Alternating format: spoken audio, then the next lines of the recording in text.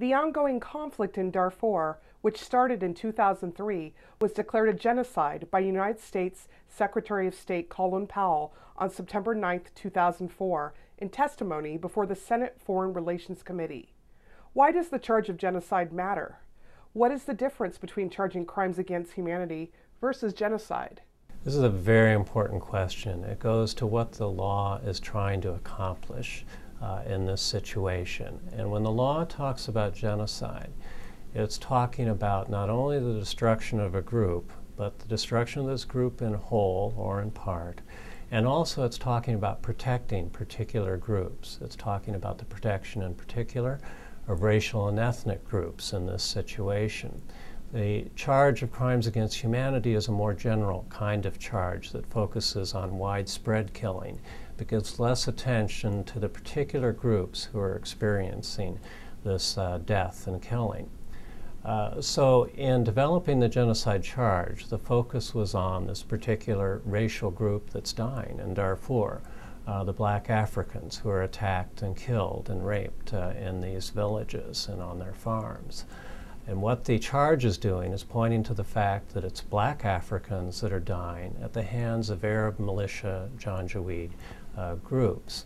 Now, it's also important to understand how this occurs. It's always the case in genocide that otherwise people who would not do these kinds of things become involved in doing killing that they would never otherwise do. So how do you get people to do this? Well, in this situation, it involved the military in their training camps teaching the attacking groups to yell and shout racial epithets, shouts like "kill all the blacks," "remove the blacks from this village," "there will be no more blacks in this area." These kinds of shouts and this kind of yelling was used as a way of stirring up the group to establish a kind of hysteria in which killing could occur. And by charging then the Sudanese government with genocide, what we're talking about is a planned scenario in which racial epithets are used against a protected group to produce the kind of killing that occurs on such a large scale. Sudan's president, Omar al-Bashir, has not only rejected the allegations of war crimes against him as made up, but has also alleged that mass rape does not exist in Darfur. He has stated that the women inside the camps are under the influence of the rebels, and some are even relatives of the rebels. That's why they make up these claims, and that these are all false allegations, that it's not in the culture of Darfur. Darfur does not have rape. It's not in their tradition. Dr. Hagan, how do you respond to these assertions? Rape is an extremely important part of the genocide in Darfur. It's a key part in which of the way in which terror is established in attacks on villages and on farms in Darfur, and the way in which people are driven from the lands on which they're located. President Darfur, when he says rape does not occur, is engaging in a very extreme form of denial. And in a sense, he has to do this because women are very much protected in Arab society and Arab culture. And the idea of the purity of these women is extremely important, and rape represents a total rejection of this kind of ideal. So he wants to say this does not happen, but it happened on a large scale in Darfur and continues to happen. So the rapes occur both alongside the killing during the attacks on the farms and villages, and it also continues in the camps into which these women are driven along with men.